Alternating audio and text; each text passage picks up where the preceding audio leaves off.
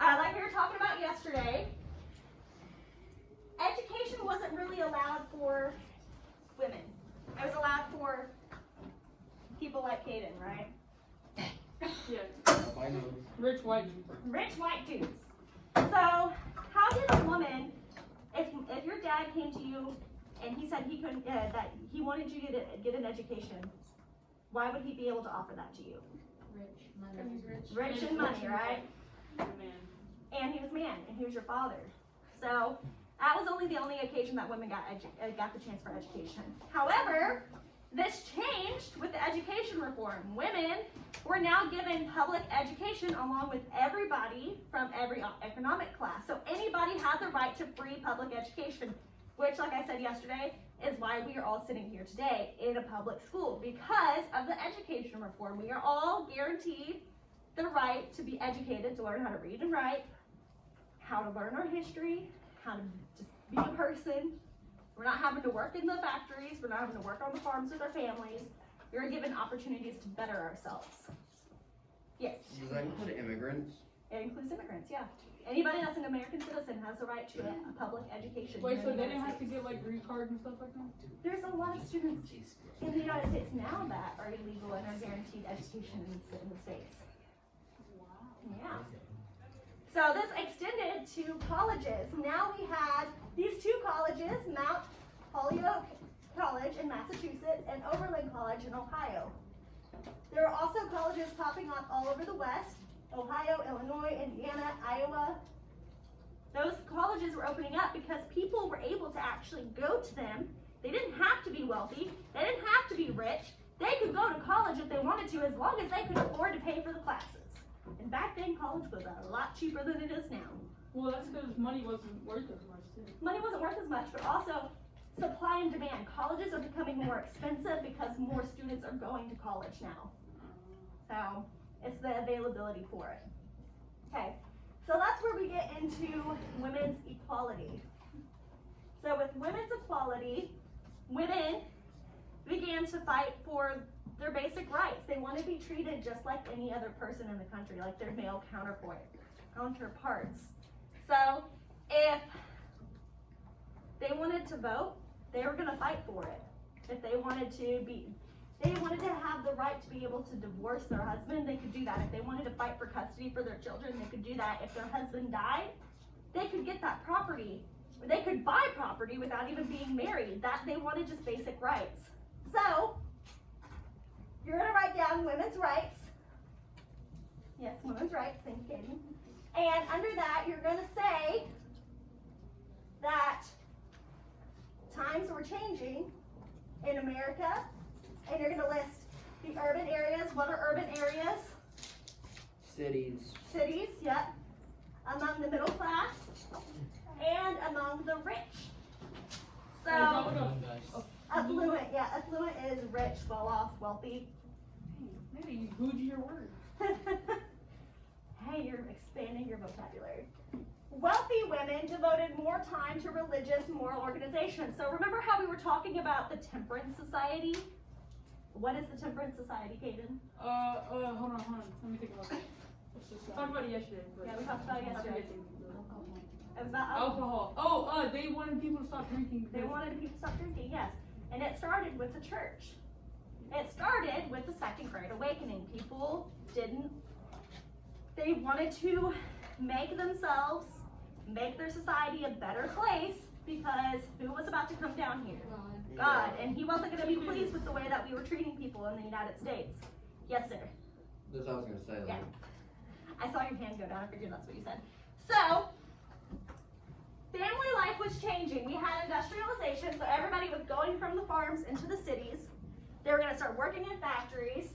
Men were working outside of the home. Women, however, we're in charge of the household. We're going to take care of our families, our kids. We became the examples of how you were going to live morally. You were going to be that model for your children on how you shouldn't lie to people, you should treat people better, whether or not you wanted to own slaves or not, whether or not prison reform was a thing, whether or not alcohol was allowed. You were a beacon. Like I said, women became beacons of moral virtue. We were up on a pedestal. we had to be and act a certain way according to society, because that's what was expected of us. This idealized view of us is known as the cult of domesticity. So I want you to write this down, cult of domesticity. We are seen as moral leaders in the home. Women are seen as moral leaders in the home. Wait, so the women? Women, yeah, because men were Women going out. cult? Yeah. It's like a whole bunch of women started a cult. No, they didn't start a cult. So the men were outside working. They were out doing their jobs and everything. Women, like especially the wealthy women, started devoting their time to their churches. They started doing a lot of philanthropic work. Anybody remember what that means? We learned it yesterday. Good deeds for other Oh, people. Good deeds for other people, like Oprah Winfrey in her school for girls in Africa. Good deeds for other people. So they started doing that stuff. Religion, because the religious revival we had was a really big thing. So they were doing good things for other people according to what they were taught in church. Okay? Now, some of the women who affected women's rights would be Lucretia Mott and Susan B. Anthony and Elizabeth Cady Stanton. Do we need to write those down? Yeah, we're gonna get to the next slide. You'll be able to see how to read it. So Elizabeth Cady Stanton and Lucretia Mott, they were invited to go to London and attend this anti-slavery convention, right? They get to this convention in London. They're both Americans, never met each other before in their life.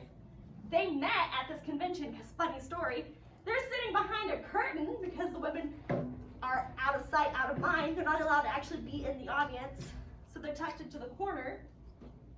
And they meet, and they get together. They're like, you know what? I really don't like slavery. This is why we're here, obviously. And you know what? I think that women need to be treated better. We need better rights. So these two ladies, oh, it's not up there. So these two ladies get together and they decide that they're gonna form a group and they're gonna get together and they're gonna start fighting for rights. Are they like a related or something? Lucretia Mott, you're gonna write Oh, Lucretia Mott and Elizabeth Cady Stanton. Under their names, they were abolitionists and women's rights advocates or fighters, however you want to word that. They fought for women's rights and they planned the first women's rights conference in the U.S. We'll get back to the Grimke sisters because that comes back up in another slide. You said what under their names? Lucretia Mott and Elizabeth Cady Stanton. I know I'm going to say that wrong. I saw that word. Cady? Elizabeth Cady Stanton. You hear Katie, it's actually pronounced Caddy. A woman did a lot of research on her and it was found out that that's not how you pronounce her name, it's Caddy. Was it like a journal or something, probably? I'm not sure. I'm not sure how they pronounced it. But somebody's really likes her, looks up to her, and so they fell down the rabbit hole and did some research. They are women's rights and abolitionists. They started the first women's convention, and that's going to be called the Seneca Falls Convention. So Seneca Falls is a place in New York. And they get together, a group of people, about 100 to 300 people, to talk about women's rights and just to sit down and discuss and see what they want to do, what everybody's views are on women's rights and where they can start. And where they start is Miss Stanton. She draws up this thing she calls the Declaration of Sentiments. You're gonna write down Declaration of Sentiments. So Declaration of Sentiments was modeled after the Declaration of Independence. Except the Declaration of Independence uses man. They never mention women. So one of the things that she does is she says all men and women are created equal. Not just the men, women are equal as well. So you're gonna, like I said, write down Seneca Falls, Declaration of Sentiments. Oh, thank you. Declaration of Sentiments. There we go. No. Not So it's Declaration of Sentiments, and it listed their grievances against laws and customs of the United States. So women weren't allowed to vote. That women were expected and not leave the house. So like if a woman went to college, they weren't really expected to stay in college. They were expected to find a husband and then jump out of college and go raise kids. Yes, sir. Couldn't they not purchase land either? Yeah, they couldn't purchase land, and that's one of the grievances that they fought for. Right up here, they wanted the right to vote, legal rights like custody. So what happens if they didn't find a husband? They They were couldn't called- do anything? They were called a spinster. If you never got married, you became a spinster. You usually stayed at home with your parents, or you moved in with a sibling and helped take care of their household. Imagine. So you're gonna write down, underneath that Declaration of Sentiments, the right to vote, legal rights, and property rights. They want the right to own property, they want the right to vote, be a participant of our society. But just like the temperance movement, what happened with the temperance movement whenever the Civil War broke out? It happened completely pretty much canceled. Yeah, I got pushed off to the corner. So this happens with women's rights as well. Abolition breaks out, people are more focused on ending slavery and fighting the Civil War, uniting our country back together. So they're not so concerned about this, and neither of these ladies either, because of course they are abolitionists, so they push this off and say, you know what, we'll come back to this after the war's over.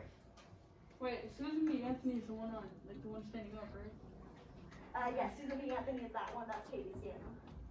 Patty Stanton. Is that like a real picture? Yeah, it's a real No. picture. No, So, it was a drawing. Yeah, so pictures cannot, remember what we were talking about during urbanization and industrialization? The camera was invented in the 1800s. Didn't they have to stand there for a while though? They had to stand there for a really long time, and if it was blurry in the picture, that's because somebody moved. So we're gonna watch this quick 4-minute video on Seneca Falls. Convention. The 1848 Seneca Falls Convention was the very first women's rights convention in the United States. Before we even became a country, yes, Thanks, Philip. Quaker. Before we even became a country, the Quakers were fighting to end slavery in the United States. So that's a very important group that you need to know about. The Quakers were against slavery from the beginning. So a lot of women in the women's rights movement and everything were Quakers. Crawling. I'm not trying to crawl. Wait, they were against slavery and they're with. They were against slavery before we even became a country. Got that? So Quakers and what? Quakers were against slavery. So like before the end of like the Declaration of Independence, we was Quakers already. Yeah, the Quakers were some of the religious groups that came over to the United States and founded communities here. Mormons. Well before the Mormons. Oh, Well before the Mormons. The Quakers were here in the 1700s. Good. So, they were one of those groups, they were a religious group, they believed in more simple. Excuse me. I wait, think where that's- are Mormons at again? Like where are they located now? Isn't that like Ohio or something? You should know that. Salt Lake City. What state is that? I don't know. Utah. Yeah. No, it's Ohio, not. Utah, it's like close. Alright, so next you're gonna write abolitionist movement for your notes. Who wants to give me a guess at who some of our abolitionists were? Will you watch that video? Yeah. I forgot it. Garrison. Garrison, okay, that's one. William Lloyd Garrison, anybody else? Douglas. Frederick Douglas, Douglass. Frederick Douglass. Isn't that We've both? got the Grimke sisters, Angelina and Oh, Sarah. wait, never mind. Okay. I feel like there's one more I forgot. There's one more. Wait, what is a bowl? He was a printer, right? Can you at least charge it? Ending slavery. They're going to get rid of slavery. It was another printer, right?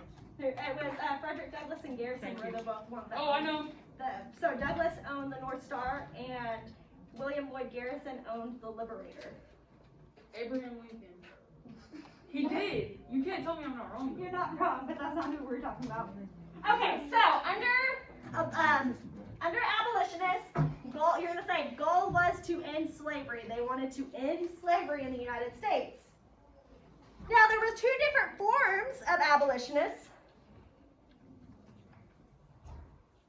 So the two different forms of abolitionists, one believed that slavery needed to be done minimally, like at a short amount of time. I'm gonna go up to Kate and be like, hey, so in about 20 years, we're gonna do away with slavery, but we're gonna gradually have you release your slaves. So we're trying to work with you so you can like figure out another plan to hire some new employees so you can get your stuff situated. They wanted that peacefully though, right? They wanted to do it peacefully, gradually. They were the gradualists. And then there was the violent one. And then there was the immediatists. Those are people that, what we think of the abolishment of slavery, went up to them and said, where's your slaves at? Better yet, I don't want to talk to you. I'm gonna take this bolt cutter over here and I'm just gonna free these guys real quick and they're done. Leave it like that. I'm not gonna work with It's a you. wood fence. I'm not gonna work with you. I'm not gonna talk to you about it. Just we're gonna get rid of slavery and we're doing it right now. Like I was telling you earlier, slavery, the abolition of slavery started way long ago with the abolitionists. It was a focal point though. It became a big thing whenever the Second Great Awakening popped up. It was one of those reform movements. So we have temperance movement, the end of the sale of alcohol. They didn't want people to drink alcohol. Prison reform, they wanted to make people's lives in prison better, a chance for redemption. Education. Education reform, free women's public rights. education for everyone. Women's rights, right to vote, right to own property. Anybody can think of any other one? I know there's like two more. I forgot. Oh, what let me think about those. I said. Huh? Say it one more time. Legal rights, yeah, for the women. What's another of the reforms though? There was prison reform, labor The mental reform, patients. mental patients. So the mental yeah. hospitals. There we go. The mental hospitals. So remember, we want them to not be in prison with the criminals. We want them to be in a facility where they can actually get help. They're not treated like criminals. They're not treated like criminals. We want labor reform so children at the age of 2 aren't being forced to stick their hand up on a machine and potentially lose an arm or something. Yeah, do that. Nice fingers. So this was one of the reforms that pops up. And what the argument was, you're gonna write this part down. Slavery is against Christian views. It's in the Bible that slavery is wrong, therefore you shouldn't do it. Slavery is contrary to the principles of the American way of life. We have an unalienable right that, oh, I can't see. Unalienable right that we value freedom, so freedom above all. We have that right in the Constitution that cannot be taken away. We cannot be made slaves or any of our freedoms taken away from us. Yes, Oh, like Isn't kidnapping like slavery just not black people and What? it doesn't, you don't pay for it? so you're talking about like the Like getting kidnapped? like the people that are getting like trafficked and all that. Slaves, I don't think so. Yeah, so that could be considered a version of slavery. It really is. It's just not identified as slavery. is the American Life Value Freedom, is that talking about life, liberty, and pursuit of happiness? Life, liberty, and the pursuit of happiness. So, what they're saying is that we're being hypocrites by not giving the slaves the same courtesy. We as Americans here are saying that everybody has an unalienable right, but when it comes to the African American slaves in this country, they're just property. Why does it matter? That's what their argument was. So so the abolitionist said slavery went against our American principles and it's against Christian beliefs. So what you're gonna write is against American principles. Now economically, they also said that slaves could not be expected to work efficiently. You know what? They're getting beaten, they're being starved, they're got poor roofs over their heads, they're working all the weather conditions, they're not having the medical help that they need. They're not going to work to their best capacity, but if they were free and given the choice to work, their work would be better. And since they have practice, that work would be even better than most normal people. Exactly. They know how to do the job. They'd be more willing to do the job if you freed them and paid them. Yeah, if you actually Treated them like a human, right? Okay. This is one of the societies that that they believed in. This American Colonization Society wanted to relocate African Americans back to Africa. They would go to Liberia. Yes, Caitlin. Were slaves expensive? Some slaves were expensive, some slaves were cheaper than others. It just depended on what you were looking for and what skills they had. And Not African. Yes. weren't some like plantations not that bad? Sounds like a maid. Some plantations weren't that bad. Some plantations, they weren't treated like a slave. They weren't beaten, but at the end of the day, they were still a slave. Yeah. Yeah. Like they got fed and they. Yeah, they were fed. I mean, Frederick Douglass, his first owner, taught him how to read and write. You know, and we're actually about to get to a part on that where why they aren't allowed to read and write. But for these guys, so the American Colonization Society, they raised money to send free blacks, not slaves, but those who had been freed, to Liberia, which is a nation inside Africa. And they're going to end up sending about 1,400 freed blacks by 1832 Liberia. Their goal is to send them back where they came from, right? If they're not here, there's no issue and slavery can be done with because there's no one here to sell. Right? Well, David Walker, this is who I'm talking about. So David Walker right here, he's a free black man from North Carolina. He moved to Boston. He's very militant. He's one of those radical guys. He thinks that he wants all the African Americans to gang up and go to war with the whites. Hey. That's not a bad idea. He wants a race war, right? I'm He wants a race war. war. I'm only 13. Up first. I mean, it'd be obvious who would win, but like that's pretty smart. So he thought that peaceful talks aren't working. That we need to take violence into our Yeah, into our hands. who would to do win? something about it. Who would win again? But Obviously, people with guns. he was spreading these ideas through pamphlets, and he was like literally selling clothes to sailors out I on can the do docks, coins. and he put notes and pamphlets in their pockets. And so when the sailors got on board, you know, put on their clothes, they reach their hand to their pocket, and they pull out a pamphlet telling them this is what this gentleman thinks and why they need to go to war. He was calling people to arms to fight against slavery. Well, the South didn't like that. Well. They didn't like that. They So didn't. what did they do? What did they illegalize? Them writing and reading. Reading and writing. So it was illegal to teach slaves how to read and write in the South because of this gentleman right here. He, So you made it worse. but he wasn't meaning to. Now he did write. He wrote several essays, like the Appeal and 4 Articles, which called for blacks to rise up and throw off the yokes of slavery. Rise up, fight back, get rid of slavery is basically what he was saying. Declaration. He also said with that appeal that the Declaration of Independence in his appeal he cited the Declaration of Independence, saying that in our declaration we have the right to resist, the right to fight back. It is our right as an American citizen to protest. Civil disobedience. Right? Civil disobedience. So, like I said, they created laws banning any anti-slavery publications, and they made it illegal to teach and write, and to teach them how to read and write. All right, write down William Lloyd Garrison. Anybody remember what? Oh, he was like the first person who went to like start like slavery, and he started like looking at newspapers, and like he actually got a bunch of people to join him. Yeah. Do you remember the name of the newspaper he wrote, Noah? The Liberator. The Liberator. Liberator. I was about to say the North Star, but that's Douglas, yeah. So, under North Garrison, Star. I want you to write, wrote the Liberator and was an abolitionist. Did he make speeches and help throughout the whole thing too? Yeah, he was very involved in the abolition until his death. Remember, he got beaten and attacked. Oh yeah, and the courthouse, right? No, that's somebody else, but he got beaten and attacked and he just never stopped and still kept doing it. Oh yeah. Yes, Did he get betrayed by Douglas? yes, because Douglas opened up the North Star, so he went behind Garrison's back and opened up his own newspaper station. Garrison was dying, so I mean, yeah, and I mean, it's different. Garrison has a different viewpoint than Douglas does.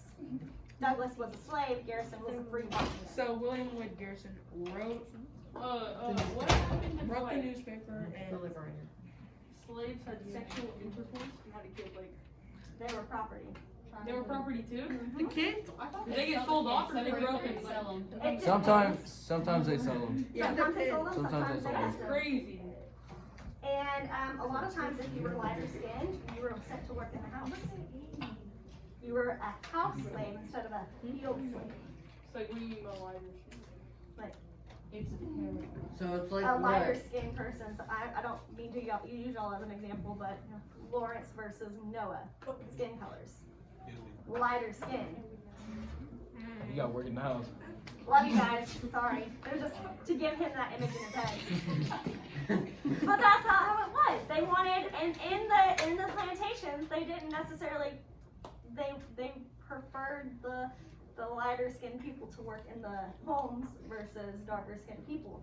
Doesn't like darker isn't like Even though it made no difference, exactly. That was just that mentality. What can I say? What can I say? They were I don't think terrible there's no way to solve I it. thought you meant I more know. like- There's no way to make that it sounding any I thought better. you meant more like Yes, light no, skin, like. there's Say light Alright, skin. so light skin. Yeah. But I mean, there's just no way to soften what they did. I thought you meant like white black Richmond wanted Wait, darker skinned people, and the darker a color is, the more heat absorbs.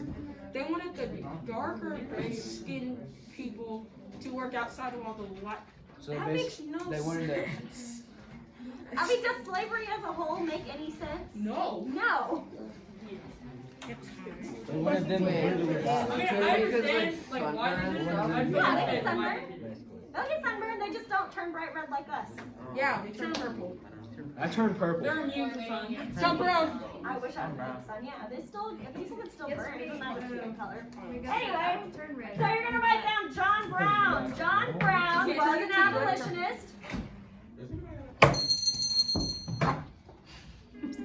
John Brown was an abolitionist, and he was the guy responsible for Harper's Ferry. Oh, wait, wasn't he the man talking to I know what Douglas in the Harper's Ferry video? Wasn't he the man talking to Douglas in the video when he wanted like a bunch of like slaves and they're like gonna go to war? Yeah, so, yes, The like very put me in Canada, right? Yeah. Yeah. so he did Harper's Ferry. He got a group of men, like 20 men, to go down to Harper's Ferry and steal a bunch of guns. Except he didn't really plan this out very well, because remember, he didn't tell the slaves that this is what he was doing, and the guns are going to be for them so they can have a slave rebellion. And he gets the guns, and then he gets caught. So as they're leaving Harper's Ferry, there's a group of men surrounding them because they didn't plan very well. So Harper's Ferry tried to start a slave rebellion. That's what you need to write.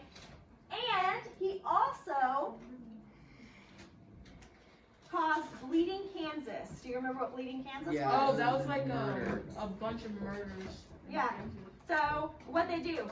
Then they Hacked like them. they hacked 3 people, right? 5. 5. I knew that. Hey, you were close. So yeah, they hacked with the broadsword 5 pro-slavery men in the middle of the street in Kansas. Massacred. They Why did massacred they name them. the whole state after them? Huh? Why did they name the whole state for 5 people? Well, the state was named Kansas, but the event itself became known as Bleeding Kansas. Question. If I go to Kansas and ask someone if they know about bloody Kansas, would they punch me? No. Why Okay. would they? That's history. I mean, unless it happened to them, why would they punch you? Some people just talk. Yeah, some people are angry.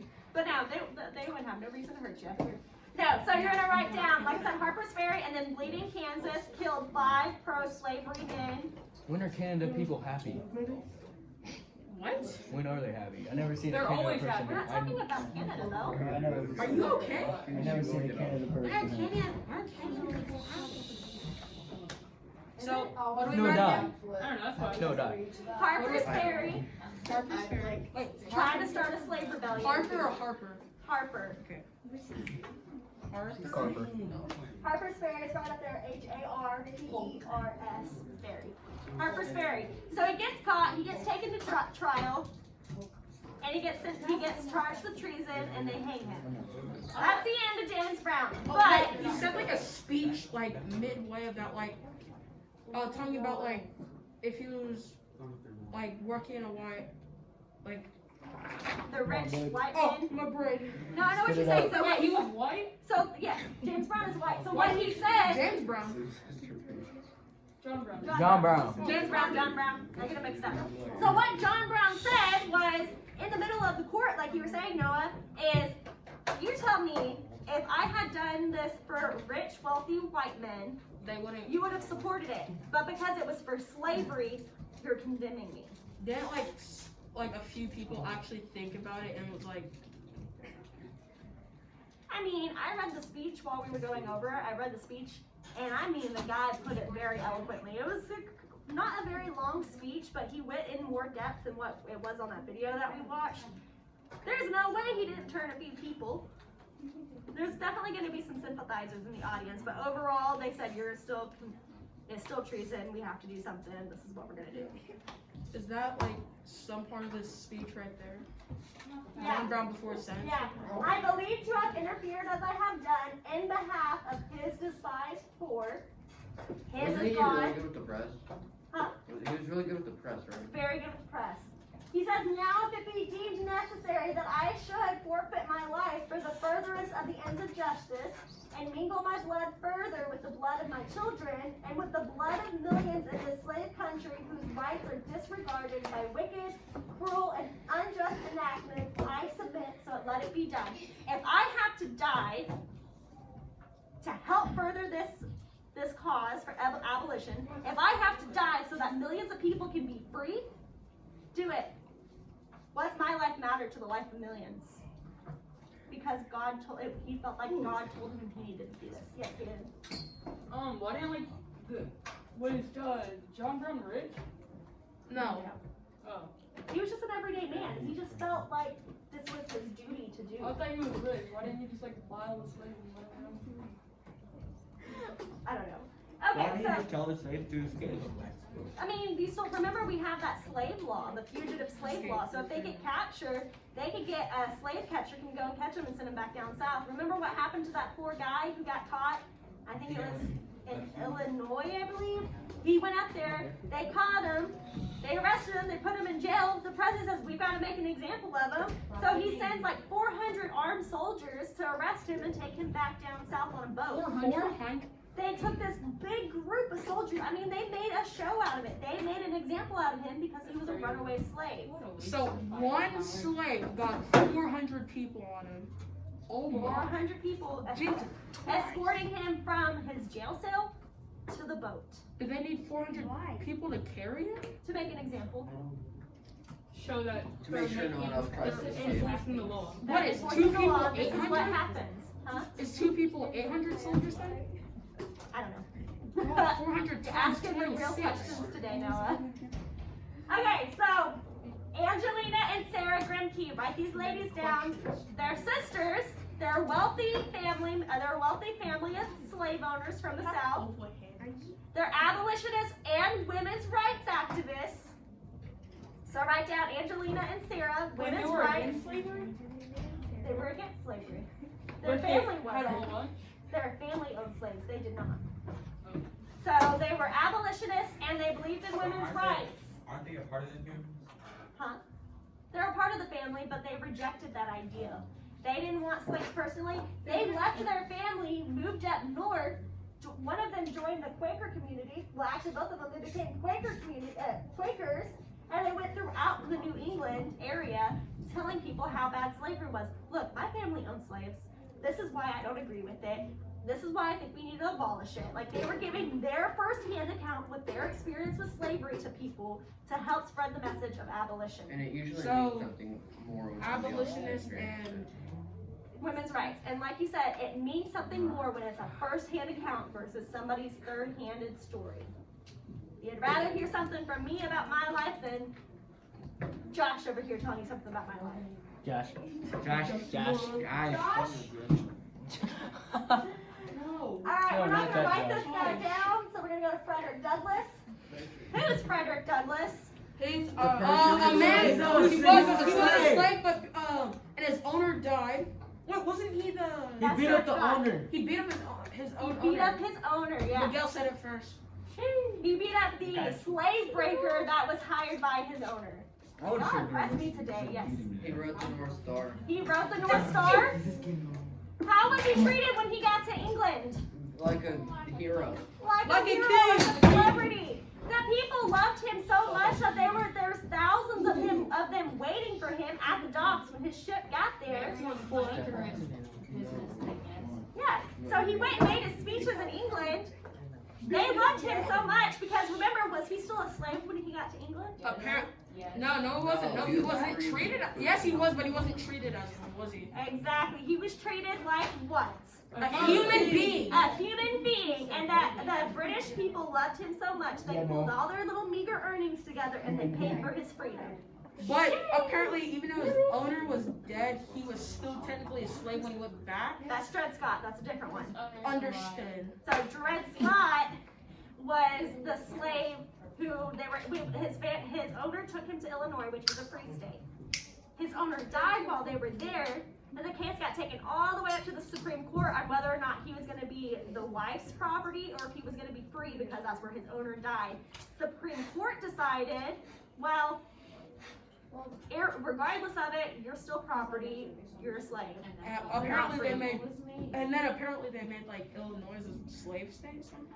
No, I don't know. No. It's just the case on him whether or not he was free. And what that case decided and showed the abolitionists was that it showed the abolitionists like, man, we're never going to get rid of slavery. And the Supreme Court just justified whether or not somebody would still be a slave, even if their owner's dead.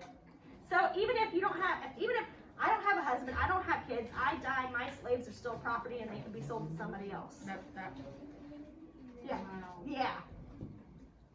So you're gonna write down Harriet Beecher Stowe, and all you need to know about this lady is Uncle Tom's Cabin. Uncle Tom. She wrote that book. Remember the book that got turned into the play? It became really famous. And it told people the horrors of slavery. It depicted a family that were leaving and fleeing slavery and going north, and how it was with like their whole life's experiences until they crossed that river. The lady runs across the river with her baby to get to safety. Wait, Uncle what? Uncle Tom's Cabin. I thought you said Sam. Uncle Tom's Cabin. Wait, this was Uncle Sam's Cabin. this was after electricity. Electricity. No, What? After. When was like light bulbs? late 1800s. Late 1800s, like turn of the century is when we I got was gonna say, how do they run electricity all the way out there in the middle of nowhere? No, it's not electricity, they're planes. Yeah, no, I was talking about like how would they did it? They had gas lights at the time. Yeah, The they gas Like, would come in and lamp, the fire, yeah. No, because I'm kidding. fire. And they have to start like a fireplace and then No, they never do that. That's how.